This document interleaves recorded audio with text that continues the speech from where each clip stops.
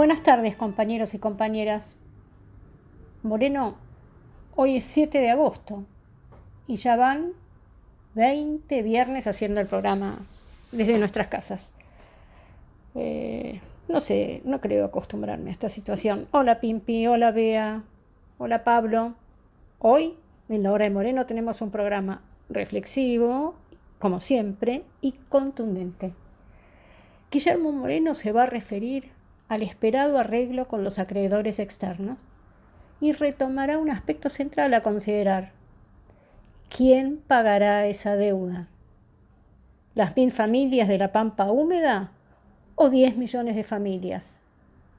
Guillermo también va a tratar sobre cómo nos preparamos para pagarla. Y tía, otro viernes, otro programa con este formato. No se aflija que no nos vamos a acostumbrar, ¿eh? Cuando uno se acostumbra a las cosas buenas que se hacen los programas en los estudios, no es que porque pasen meses haciendo el programa así, después usted me va a decir, no, Moreno, mejor lo hacemos desde casa. No. Cuando podamos ir al estudio, usted va a ver que rápidamente le encanta salir, callejear, llegar corriendo, porque uno siempre llega 5 minutos antes, y bueno, pero tiene todo ese escanto. Después tomarse un café cuando termina, conversar con los compañeros, lo vamos a volver a hacer. Pero mientras tanto, el gobierno dispone y nosotros cumplimos. Dentro de la ley todo, fuera de la ley nada. Bueno, el tema, naturalmente, es el arreglo con los acreedores externos, aquellos que tenían bonos en dólares y no residen en el país, que se alcanzó esta semana. Las deudas, usted sabe, Guitia, que están para pagar. Sería imposible una sociedad donde no se honren los compromisos de la deuda. Esto es ridículo. Si hay deudas, hay para pagar. Así usted educó a sus hijos, así usted educa a sus nietos. Las deudas están para pagarse. Entonces, lo que hoy nos está aconteciendo es que hemos arreglado para pagar la deuda. Y eso está bien. Eso está bien. No era discusión. El año pasado dijimos, incluso, mire, se arregla muy fácil.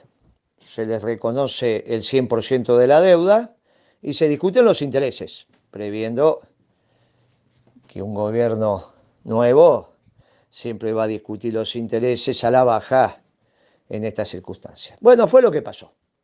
La quita es muy baja, 1%, 1 y pico, simbólica, y los intereses de un 5, 5 y pico, entre 5 y 6% que estaba el promedio de intereses que cobraba los acreedores externos, incluidos los organismos multilaterales, bueno, se los bajó.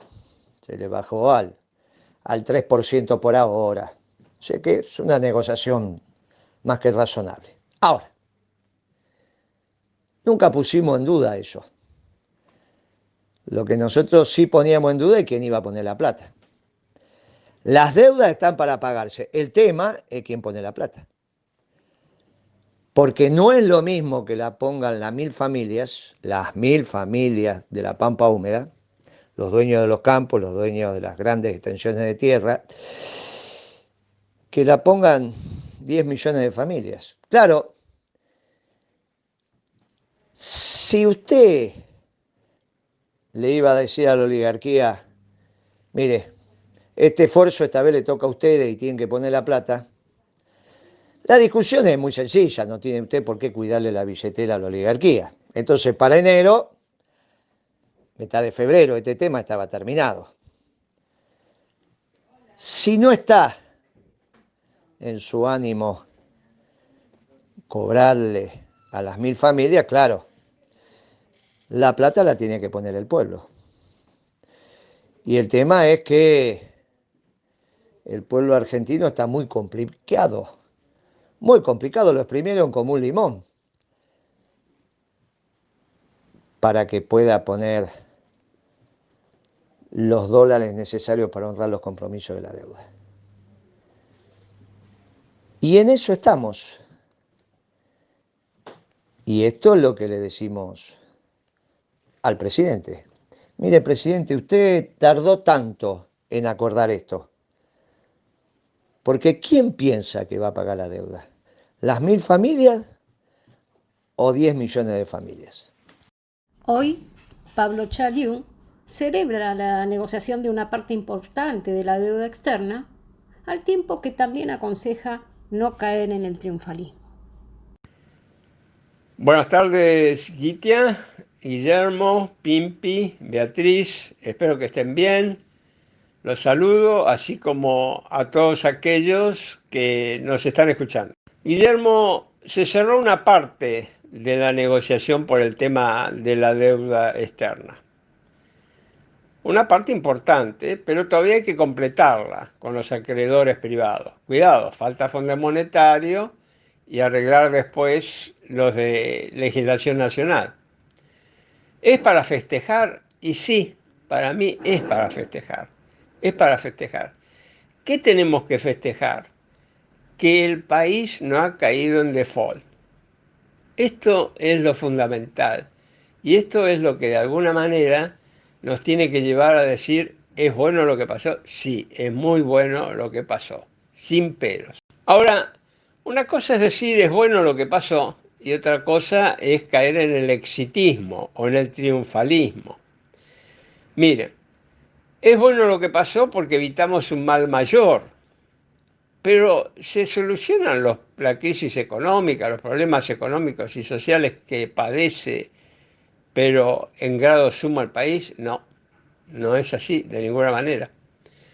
Entonces, ¿cuál es el problema del exitismo que uno nota en algunos funcionarios del gobierno, en parte de la prensa? Y el problema es que los funcionarios se crean que ya está, que con esto han solucionado lo que tienen que solucionar. Y esto, más que solucionar los problemas, los agravaría.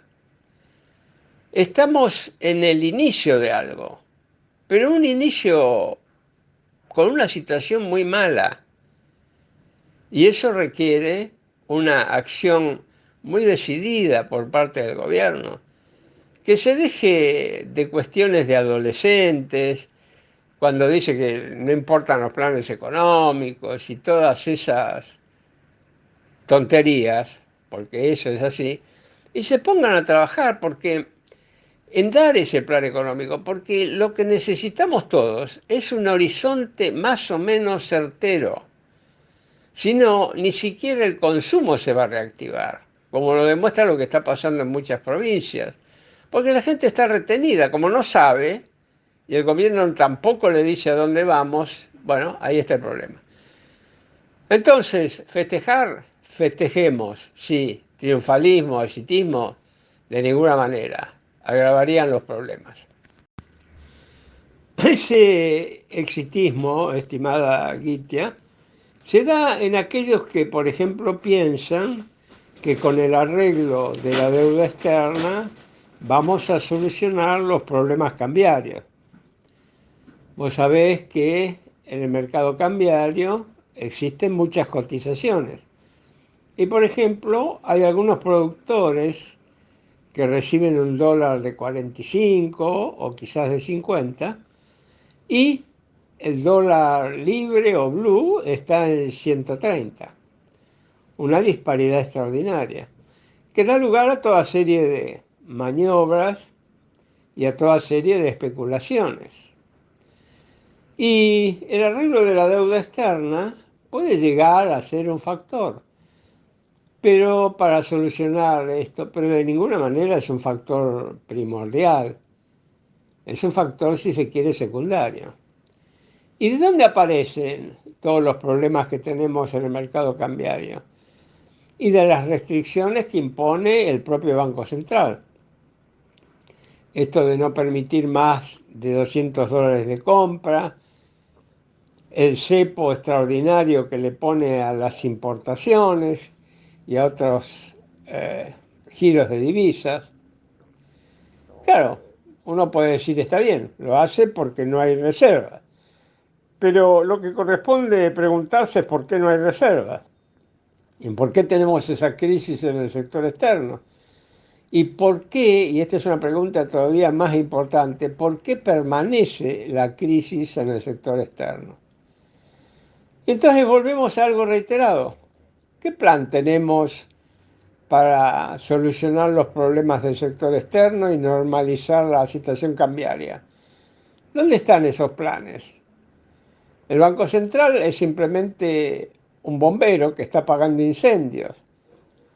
Pero ¿dónde está un elemento superior que ordene la política del Banco Central, la haga coherente con la política fiscal, con la política de ingresos? Y bueno, tenemos que volver a lo que ya hemos reiterado. Esas funciones las cumple, mal que nos pese o no nos guste, un plan económico. Y hasta que no tengamos ese plan económico, bueno, seguiremos con los problemas y lo que es mucho peor, los terminaremos agravando.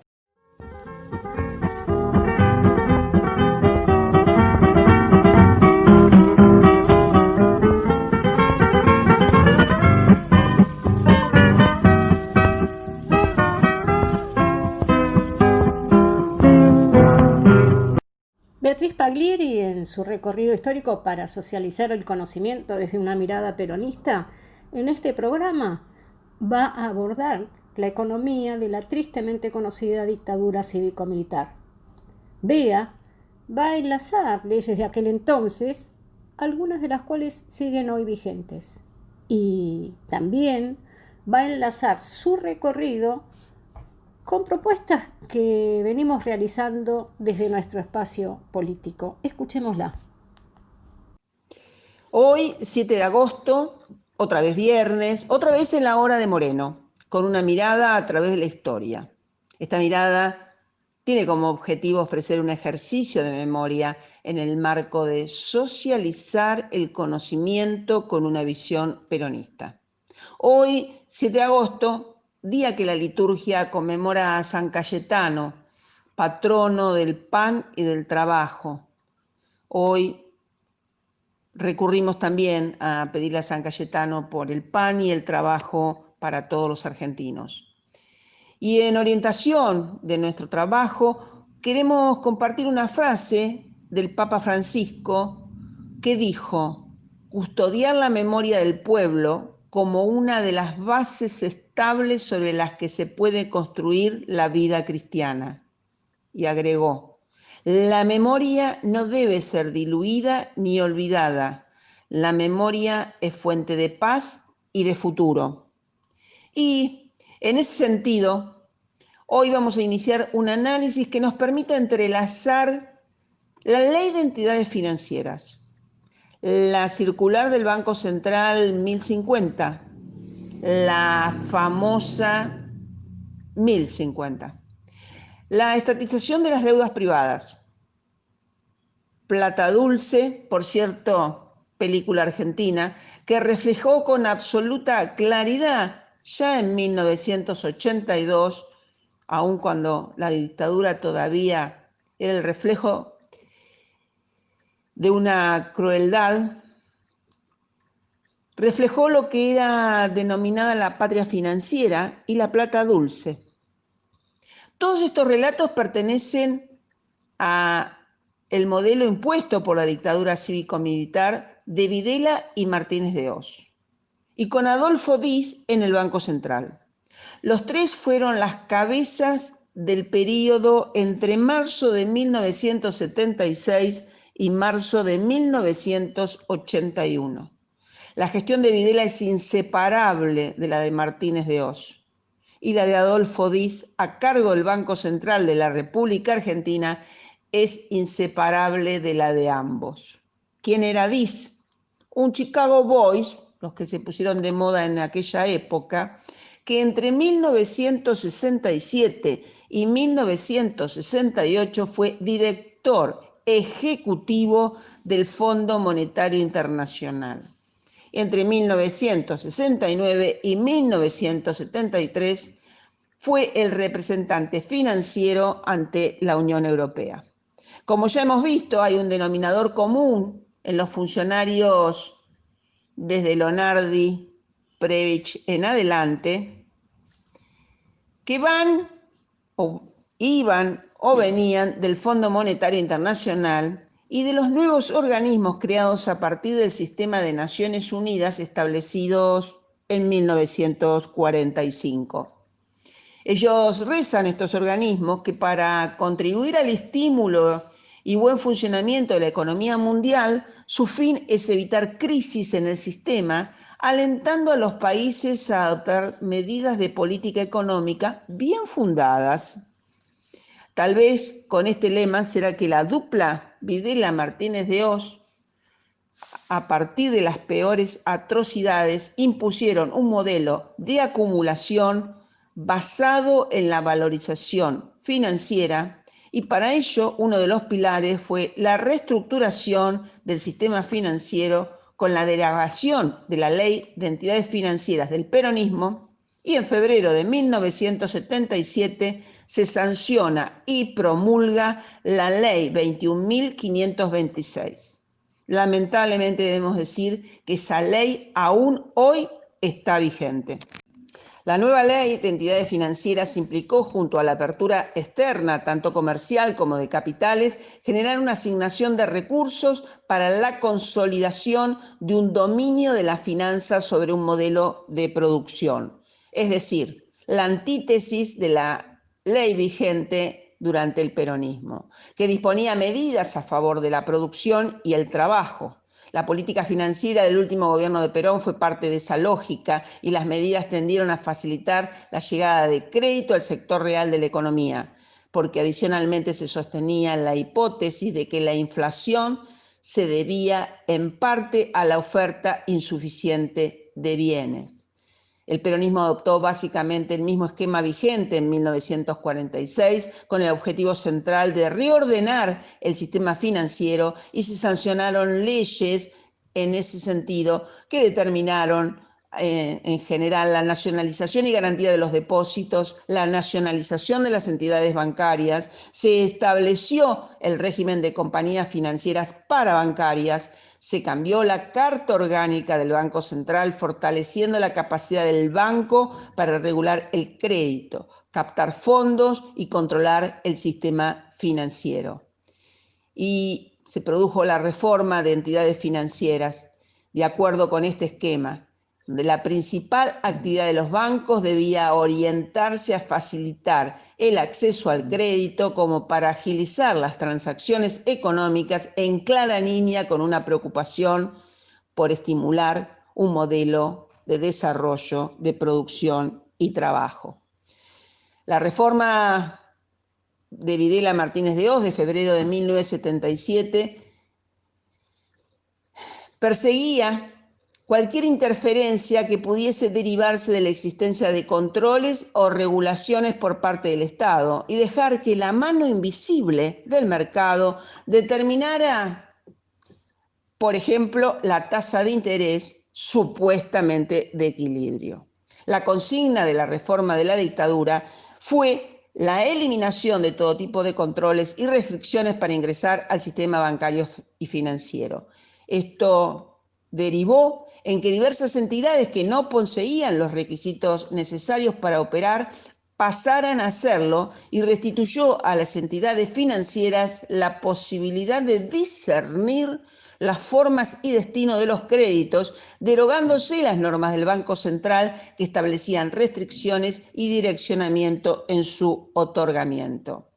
Reitero, la película Plata Dulce, ícono del cine argentino en plena dictadura, ya en 1982, recrea muy bien el modelo de exclusión imperante por la dictadura. Este modelo, basado, como dijimos, en la valorización financiera, repercutió, tal vez como parte de los efectos buscados, en una conmoción en la producción industrial y la desplazó como lo que era la actividad central del proceso de acumulación de capital. Priorizar el mercado financiero, el dólar barato, el del DM2 en Miami, con apertura indiscriminada del comercio, lo que determinó un proceso de involución industrial que se expresó no solo en una pérdida de incidencia de este sector en la actividad económica global, congruente con una disminución del número absoluto de las plantas fabriles y de la ocupación, sino que al mismo tiempo se registraron modificaciones muy significativas dentro de la propia estructura industrial y, sin ninguna duda, del empleo industrial. La reforma financiera favoreció la creación de un mercado de capitales de corto plazo y alta liquidez que operó de hecho como factor de inestabilidad del sistema económico en su conjunto. La reforma fue clave en la consolidación del predominio de las finanzas especulativas sobre la producción. A pesar de los resultados que la historia registra como trágicos, la Ley de Entidades Financieras, luego de 43 años instaurada por la peor dictadura, continúa vigente, configurando parámetros de funcionamiento del sistema financiero. Dada la centralidad del tema, resulta indispensable transformar la Ley de Entidades Financieras y la Carta Orgánica del Banco Central de la República Argentina para consolidarlo como instrumento clave de un modelo de desarrollo inclusivo. Y por ello, el modelo de desarrollo económico, desde una visión justicialista, puesto a disposición de las máximas autoridades el pasado 1 de junio, tiene previsto que la política monetaria y financiera considerará no solo la estabilidad económica, sino las necesidades de transformación y promoción de la producción y del empleo. El Banco Central de la República Argentina utilizará todos sus instrumentos para que el sistema financiero apoye la salida de la crisis con préstamos a mediano plazo, periodos de gracia y tasas de interés cercanas a cero. Se modificará el sistema financiero a fin de que sea verdaderamente soporte y promoción de la actividad productiva y del empleo. Se decretará la emergencia del sector externo a fin de planificar el uso de las reservas internacionales en poder del Banco Central de la República Argentina, priorizando en su utilización el normal desarrollo de las actividades esenciales a través de los mecanismos de administración del comercio.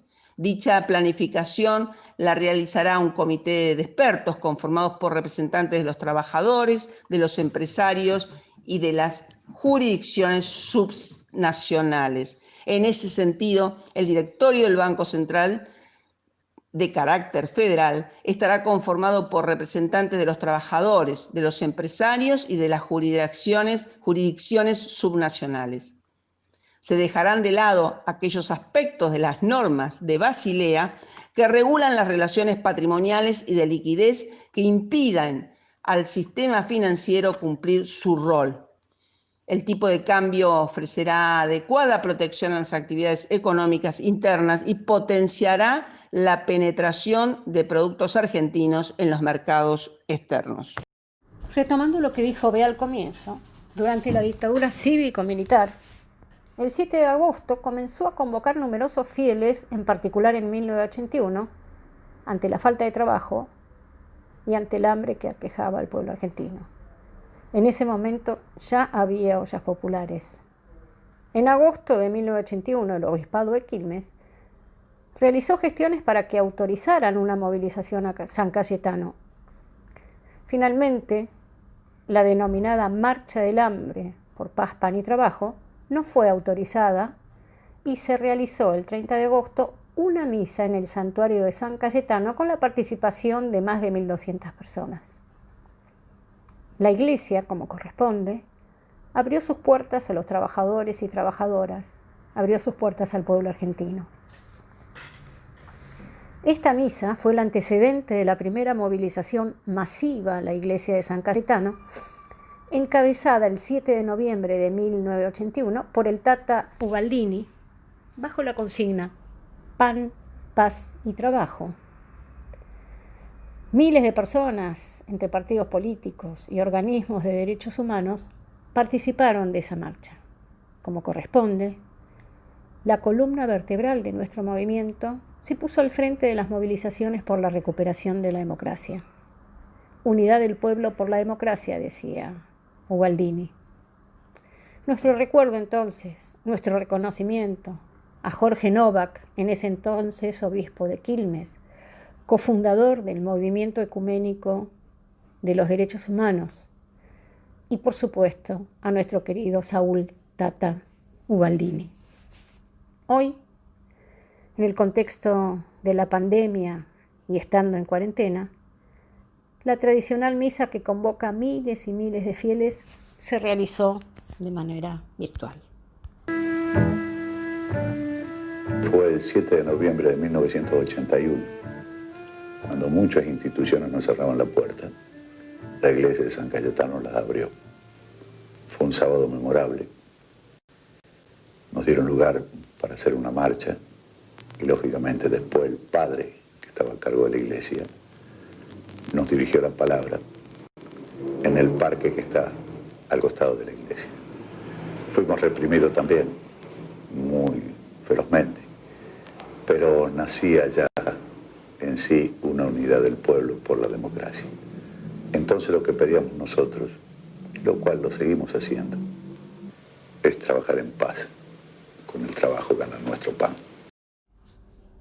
Pimpi Colombo va a analizar en el programa de hoy la reciente resolución de la Inspección General de Justicia, la resolución número 34/2020, que establece, entre otros, que el directorio de las sociedades y asociaciones que se inscriban en la Inspección General de Justicia deberán contar con la misma cantidad de mujeres y de varones. Hola compañeros, otro viernes compartiendo nuestras reflexiones con quienes escuchan La Hora de Moreno. Un gusto como siempre compartirlo con ustedes y con sus oyentes. Bueno, es bien sabido que el tronco del proyecto de desarrollo nacional con justicia social, independencia económica y soberanía política está fundado en dar ese salto que todavía nos debemos de constituir una verdadera sociedad donde la única clase de personas son las que trabajan y por lo tanto erradicar las conductas parasitarias que tiene la oligarquía de la pampa húmeda. Y eso, por supuesto, requiere una voluntad política que, bueno, ya sabemos, el peronismo la tiene y todavía este gobierno no se le está viendo, ¿no? También es claro que de eso se tiene que ocupar, por supuesto, la política con las correspondientes medidas en materia económica. Este programa tiene una gran densidad técnico-política en esa materia, ¿no? Con Moreno, Chayula, Beatriz y también con los insumos que aquí el equipo de economistas peronistas siempre aportan, ¿no? Pero también hay un conjunto de acciones de gobierno que son en algunos casos periféricas, pero también van construyendo una noción de en qué consiste el programa de gobierno, cuál es el modelo de país, qué es lo que hay en la cabeza de quienes conducen. Ustedes conocen el compromiso que tenemos de hace más de 4 décadas con las compañeras del Sindicato de Amas de Casa y muchas compañeras militantes políticas en el peronismo para retomar el legado de Evita para que tanto el mundo de lo público como el mundo de lo privado sea compartido en equidad entre mujeres y varones. De hecho, luchamos para que nuestro trabajo sea considerado como tal y sea remunerado, que podamos jubilarnos, que tengamos oportunidades en el mercado laboral, en fin. En ese sentido, siempre encontramos justo e interesante acompañar las medidas que se llaman de acción positiva, las que procuran establecer normas y acciones que contrarresten la desigualdad que está instalada y naturalizada en la sociedad. Y eso permite abrir caminos en esa construcción de equidad, sea por oportunidad de participación política y económica para las mujeres, también en derechos para el ejercicio de las tareas de cuidado para los varones. ¿No? Que no tengan que tener vergüenza si en su trabajo tienen que pedir un tiempo para llevar a un chico al médico, cosas así, ¿no? Bueno, esas medidas siempre procuran poner en marcha procesos sociales que, obvio, no se cambian por una ley o por una disposición, apenas son una herramienta a utilizar, siempre insuficiente, que más o menos marca un camino.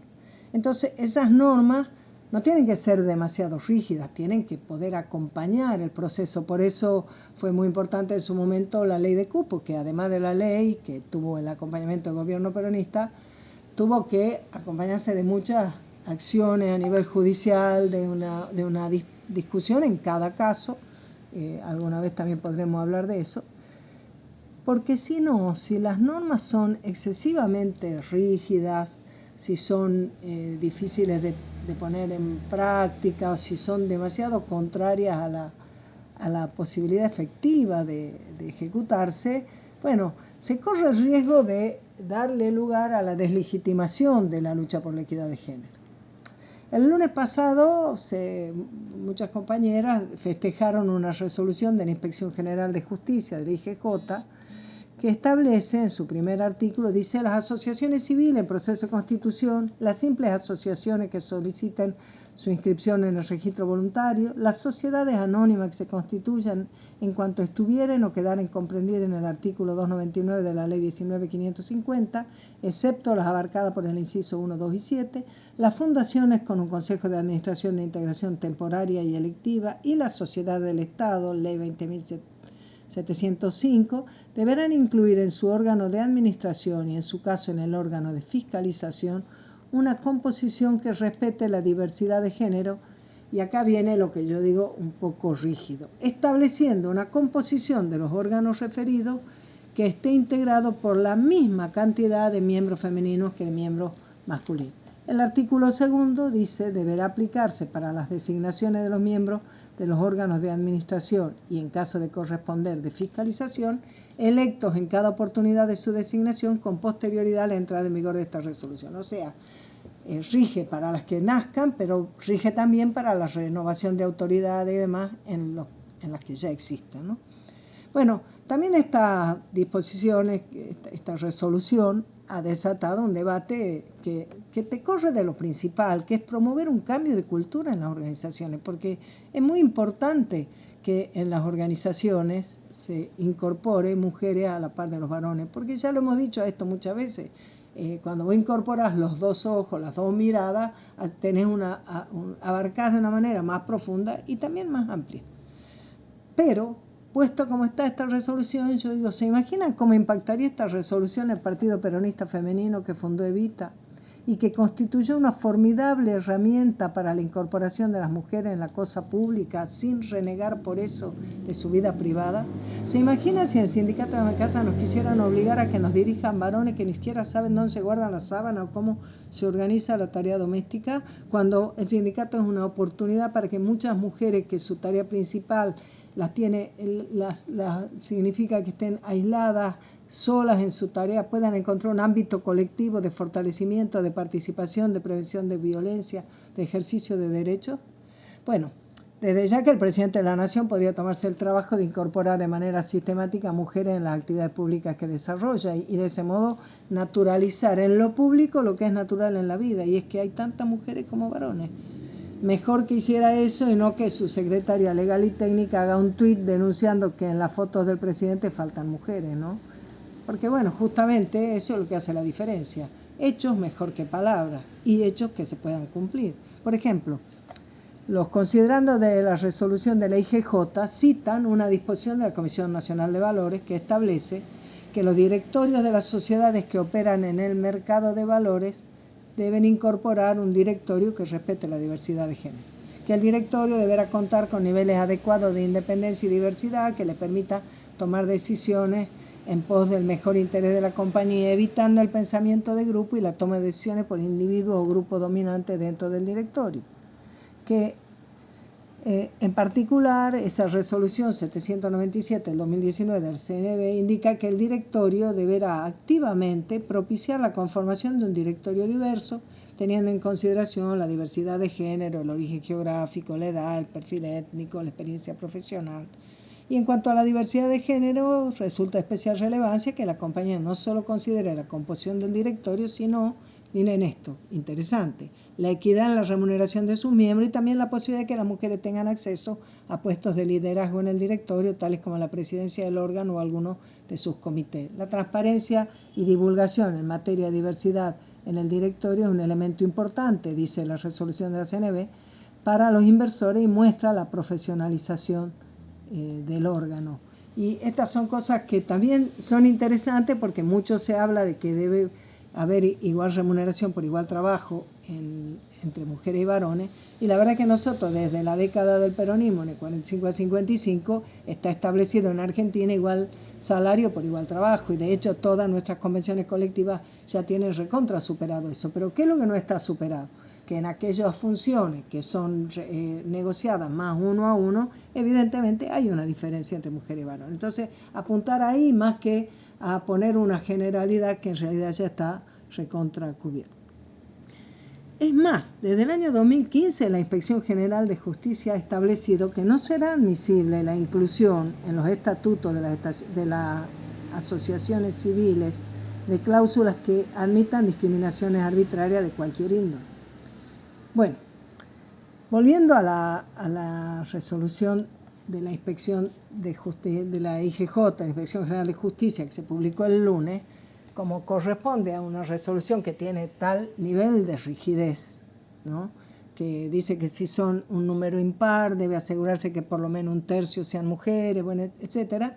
El artículo 4 abre una puerta, abre una ventana a la diversidad, que es la diversidad de situaciones de las sociedades, de las asociaciones y demás. Dice, la Inspección General de Justicia podrá, a través del dictado de resoluciones fundadas y ante un pedido expreso al respecto, exceptuar de lo previsto en la presente, de forma total, parcial, transitoria o definitiva, a la persona jurídica que así lo requiera, fundado ello solo en virtud de circunstancias singulares, extraordinarias, atendibles y objetivas derivadas de sus antecedentes constitutivos o del tipo de formación o de la actividad social tendiente a la consecución de su objeto.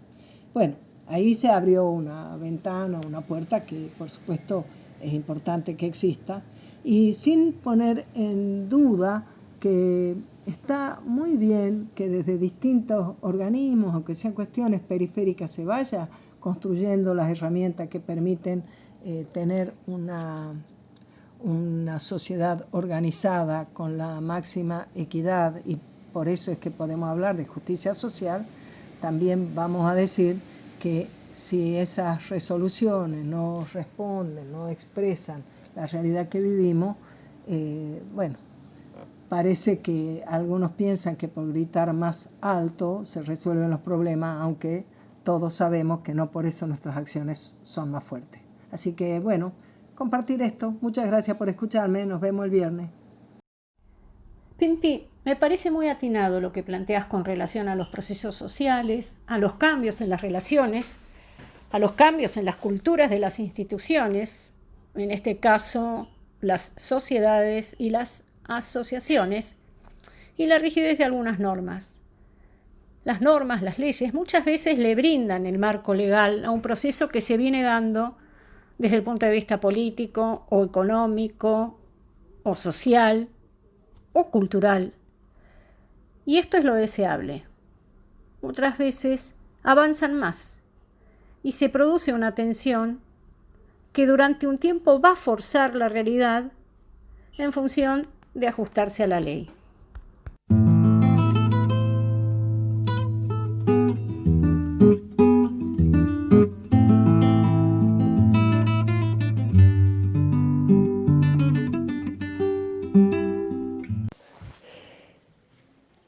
Si la deuda la van a pagar 10 millones de familias argentinas, bueno, tienen un lío.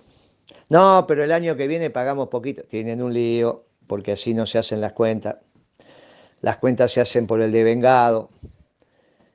No importa si la caja, mire, la realidad que hay que ver cómo termina toda la negociación. El año que viene no habrá mucho para pagar. Pero las cuentas, la economía, las hace desde el concepto de vengado. Y el concepto de vengado te dice, mire, está bien, usted tiene un changuín, le dieron un espacio de tiempo, pero prepare su negocio sabiendo que lo va a tener que pagar. Y entonces, si no genera su negocio, en este caso la economía argentina, el excedente que necesita para pagar la deuda, ¿cómo los que hacen negocio van a pensar que después sí lo vas a generar? Porque una cosa es que vos tengas un plazo de tiempo para que crezca la planta, vendas la cosecha, cobres y pagues. Ah, eso está muy bien, te doy un plazo. Ahora, en la economía, no solo todo es el campo. Si el resto de los negocios, lo único que consiguen con el tiempo que te dieron es patear la pelota para adelante, o sea, el negocio no es rentable hoy, pero se disimula porque no tenés que pagar. Bueno, pero del otro lado se dan cuenta. Entonces, miren, hay que hacer los negocios rentables desde el inicio, que es lo que le reclamábamos al presidente Fernández. Haga un plan económico para hacer desde el inicio rentable a la economía argentina. Después, si nos dan una semana, unos meses, un año más, mejor. Pero desde el primer día somos rentables. Y el problema es que los negocios en la economía argentina no son rentables. Ninguno. No, sí, hay algunos que sí. Las grandes explotaciones de la pampa húmeda, sí.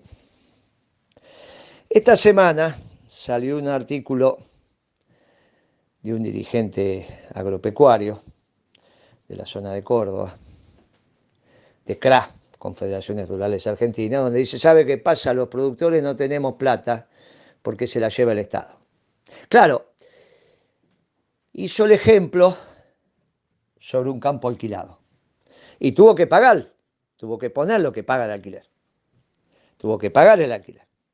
Y eso lo pone en el proyecto que toma como tipo, para decir, mire, no nos queda nada. ¿Y cuánto puso? Y puso 1/3 de la producción. Hizo el ejemplo con un campo que da 3.5, 35 quintales. 3.5 en kilogramos, 3.500 kilos, 35 quintales que son 3.500 kilos. Y dijo, el dueño del campo se lleva 12 quintales. 1/3. Que es lo que venimos diciendo desde hace meses, cuando hicimos ese artículo de quién tiene que pagar la deuda. Lo hicimos sobre la pampa húmeda y le dijimos que los propietarios de las tierras en la pampa húmeda se llevan 7.000 millones de dólares en el año 2020. Este año. 7.000 millones de dólares por el alquiler de la tierra. 7.000 millones de dólares sin trabajar. 7.000 millones de dólares por el título de propiedad. ¡Ridículo! Ahí está la plata. ¿Cómo se consigue esa plata? Con derechos de exportación, las famosas retenciones, que le baja el precio de facturación al productor, porque le baja el precio unitario, es obvio, ya no factura al precio Chicago, sino factura al precio Chicago menos el derecho de exportación. Si el precio Chicago es 100 y la retención es 30, a él le entra el 70. Y los otros 30 van para el Estado. O sea que él factura a 70. Finalmente lo que le viene. Muy bien. ¿Cómo hacemos entonces para que no se enoje? Y bueno, hay que poner una ley de alquileres. Si al productor le bajase el costo de la energía y le bajase el costo de los alquileres, la que él se iba a llevar facturando 100, se la lleva facturando 70. Y entonces esos 30 de retenciones caen en cabeza de los propietarios de la tierra, por lógica de mercado. Por lógica de mercado. Con la ley de alquileres, miren muchachos, se puede alquilar a tanto. Y si no quieren alquilar más la tierra, le damos el crédito a los productores para que la compren. Y en vez de alquilar, pasan a ser propietarios. Y no hay ningún inconveniente. Va a facturar 70, pero sobre campo propio, con lo cual no tiene que pagar alquiler. Con lo cual, el productor se la sigue llevando. Esto fue contestado por Huergo, de Clarín, suplemento rural de Clarín, diciendo, Moreno, 7.000 es mucho, arreglemos en 5.000. Y contra esos 5.000 nos dan un bono por el aporte patriótico de los terratenientes, bla, bla, ningún problema. Bono a 50 años y se arregla. No hay ningún inconveniente. Todo es negociable, menos que la deuda la pague el pueblo. Porque lo exprimieron como un limón. ¿Quién pone la plata? Los oligarcas. Y no el pueblo. Gitia, le queda a usted el cierre del programa. Y cada vez me llegan más felicitaciones. Así que yo se las transmito porque usted es el factotum de esto. Gracias, Gitia.